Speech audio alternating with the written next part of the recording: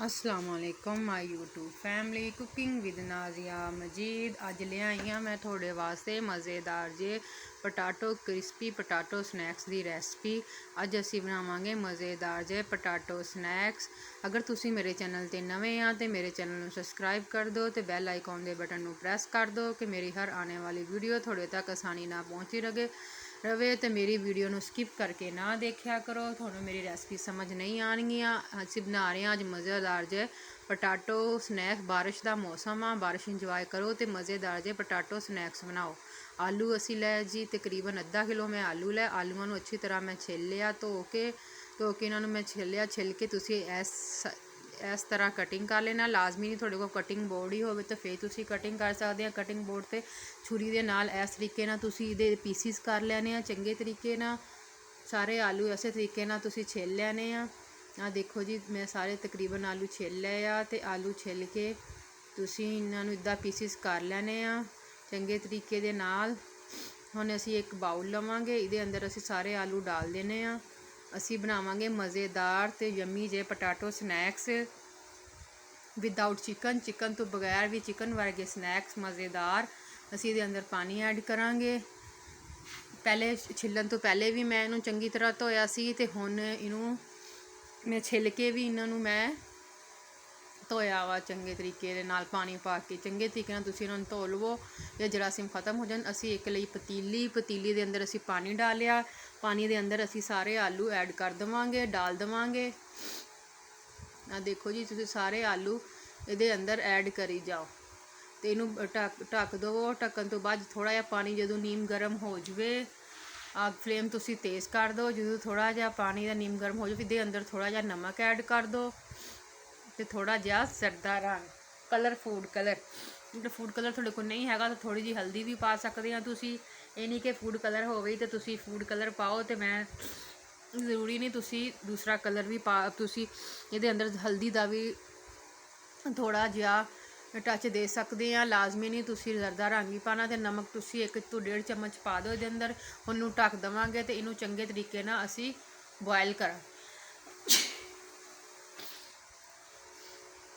देखो जी साढ़े आलू बॉयल होके आ चुके हैं। कितनी सोहनी लुक तो कितनी सोहनी रंगत आई है। हुण असी शुरू करते हैं अपना अगला स्टैप रेसिपी का कि असी स्नैक किद्दां तैयार करांगे। फर्स्ट स्टैप साडा हो चुका, आलू बॉयल हो चुके हैं। हुण करांगे असी सैकेंड स्टैप। इहदे अंदर जी 1 टेबल स्पून असी नमक ऐड किया,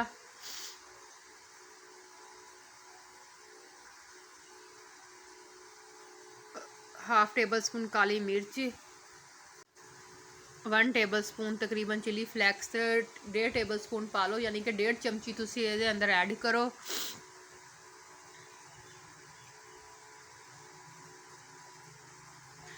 हाँ तकरीबन थोड़ा जिहा असी इहदे अंदर जी डालिया वा पिसी हुई सुरख मिर्च,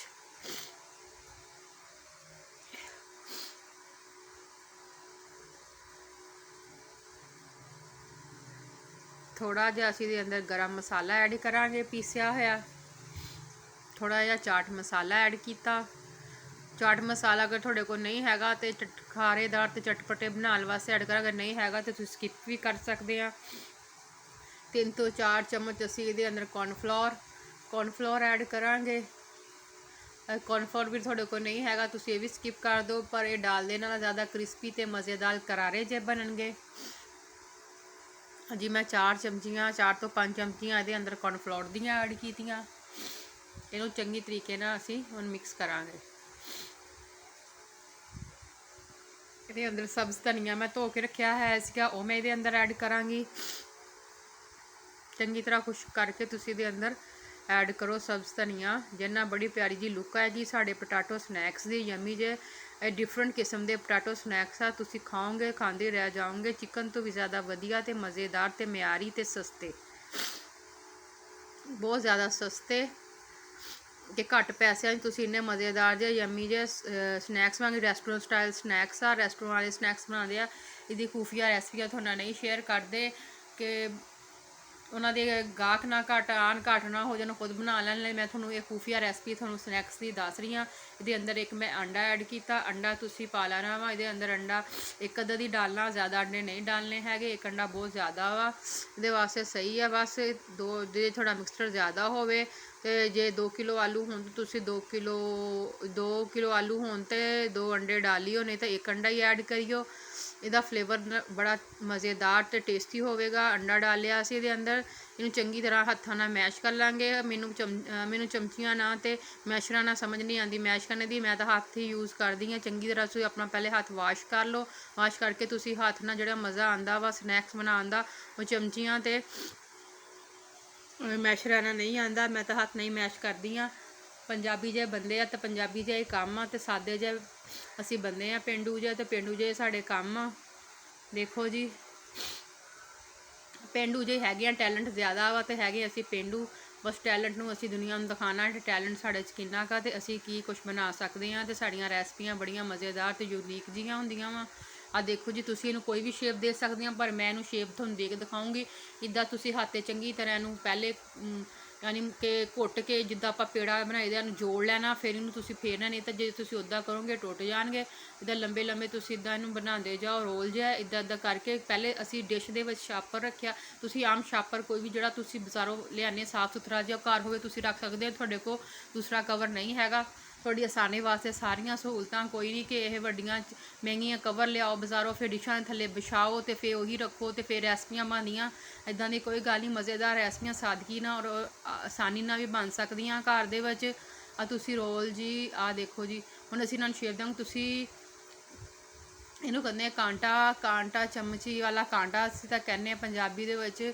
ਇਹਨੂੰ ਤੁਸੀਂ ਫੋਕ ਦੇ ਜ਼ਰੀਏ ਫੋਕ ਲਿਆ ਅਸੀਂ ਕਾਂਟੇ ਵਾਲਾ, ਇਹਦੇ ਜ਼ਰੀਏ ਤੁਸੀਂ ਇੱਦਾਂ ਥੋੜ੍ਹਾ ਦਬਾਉਂਦੇ ਜਾਣਾ ਤੇ ਇਹਦੇ ਉੱਤੇ ਡਿਜ਼ਾਈਨਿੰਗ ਬਣਦੀ ਜਾਣੀ। ਇੰਨੇ ਮਜ਼ੇਦਾਰ ਦੇ ਸਾਡੇ ਸਨੈਕਸ ਬਣਨਗੇ, ਤੁਸੀਂ ਦੇਖਿਓ। ਤੁਸੀਂ ਦੇਣਾ ਚਾਹੁੰਦੇ ਆ ਤਾਂ ਇੱਦਾਂ ਕਰੋ, ਨਹੀਂ ਤੁਹਾਡਾ ਦਿਲ ਕਰਦਾ ਤੁਸੀਂ ਸਿੰਪਲ ਵੀ ਬਣਾ ਸਕਦੇ ਆ। ਇਹਦੇ ਵਿੱਚ ਕੋਈ ਇਸ਼ੂ ਨਹੀਂ, ਜਿਹੜੀ ਤੁਸੀਂ ਸ਼ੇਪ ਦੇਣਾ ਚਾਹੁੰਦੇ ਆ। ਪਰ ਇਹਨਾਂ ਨਾਲ ਬੜੀ ਜ਼ਬਰਦਸਤ ਜੀ ਲੁੱਕ ਆਉਂਦੀ ਹੈ ਤੇ ਬੱਚੇ ਬੜੇ ਸ਼ੌਕ ਨਾਲ ਤੇ ਮਜ਼ੇ ਨਾਲ ਸ਼ੇਪ ਦੇਖ ਕੇ ਹੀ ਖਾਂਦੇ ਆ। ਇਹਦਾ ਜ਼ਬਰਦਸਤ ਜੀ ਤੁਸੀਂ ਸ਼ੇਪ ਬਣਾ ਲਓ ਇਹਦੀ। ਆ ਦੇਖੋ ਜੀ, ਤੇ ਅਸੀਂ ਛਾਪਰ ਥੱਲੇ ਤਾਂ ਰੱਖਿਆ, ਜਦੋਂ ਅਸੀਂ ਦਬਾਵਾਂਗੇ ਤੇ ਥੱਲੇ ਡਿਸ਼ ਦੇ ਨਾਲ ਨਾ ਚਿਪਕੇ, ਬਿਲਕੁਲ ਅਲੱਗਾ ਹੀ ਰਹੂਗਾ। ਇੰਨੇ ਮਜ਼ੇਦਾਰ ਜੇ ਸਾਡੇ ਸਨੈਕਸ ਬਣ ਜਾਣਗੇ ਤੇ ਤੁਸੀਂ ਦੇਖ ਸਕਦੇ ਇੱਦਾਂ। ਤੁਸੀਂ ਫਿਰ ਇਹਨੂੰ ਕਟਿੰਗ ਕਰ ਲੈਣਾ ਚੰਗੇ ਤਰੀਕੇ ਦੇ ਨਾਲ। ਆ ਦੇਖੋ ਜੀ, ਸਾਡੇ ਸਨੈਕਸ ਕਿੰਨੀ ਸੋਹਣੀ ਸ਼ਕਲ ਤੇ ਕਿੰਨੀ ਸੋਹਣੀ ਲੁੱਕ 'ਚ ਆ ਚੁੱਕੇ ਆ। ਇਹ ਤੁਸੀਂ ਘਰ ਸਿਰਫ ਥੋੜ੍ਹੇ ਜਿਹੇ ਆਲੂਆਂ ਦੇ ਨਾਲ ਦੇਖੋ ਕਿੰਨੇ ਸਾਰੇ ਮੈਂ ਸਨੈਕਸ ਬਣਾ ਲਏ ਆ। ਅੱਧਾ ਕਿਲੋ ਮੈਂ ਆਲੂ ਲਿਆ ਸੀ ਸਨੈਕਸ, ਦੇਖੋ ਤੇ ਮੈਂ ਕਿੰਨੇ ਬਣਾ ਲਿਆ। ਹੁਣ ਅਸੀਂ ਜੀ ਇਹਨੂੰ ਫਰਾਈ ਕਰਨੇ ਦਾ ਤਰੀਕਾ ਮੈਂ ਤੁਹਾਨੂੰ ਦੱਸ ਦਾਂਗੀ। ਇਹ ਸਾਡਾ ਤੀਸਰਾ ਸਟੈਪ ਸ਼ੁਰੂ ਹੋ ਚੁੱਕਿਆ ਵਾ, ਬਲਕਿ ਚੌਥਾ ਸਟੈਪ ਆ, ਸੌਰੀ। ਪਹਿਲੇ ਤੀਸਰਾ ਸਟੈਪ ਸੀ ਸਾਡੇ, ਯਾਨੀ ਕਿ ਇਹਦੀ ਬਣਾਉਣ ਦਾ, ਸ਼ੇਪ ਬਣਾਉਣ ਦਾ। ਚੌਥਾ ਸਟੈਪ ਹੈ ਇਹਨੂੰ ਫਰਾਈ ਕਰਨੇ ਦਾ। ਅਸੀਂ ਲਵਾਂਗੇ ਜੀ 2 ਅੰਡੇ। ਅੰਡਿਆਂ ਨੂੰ ਤੁਸੀਂ ਇੱਕ ਡੱਬੇ ਦੇ ਵਿੱਚ ਜਾਂ ਇੱਕ ਪਲੇਟ 'ਚ ਤੋੜ ਲੈਣਾ।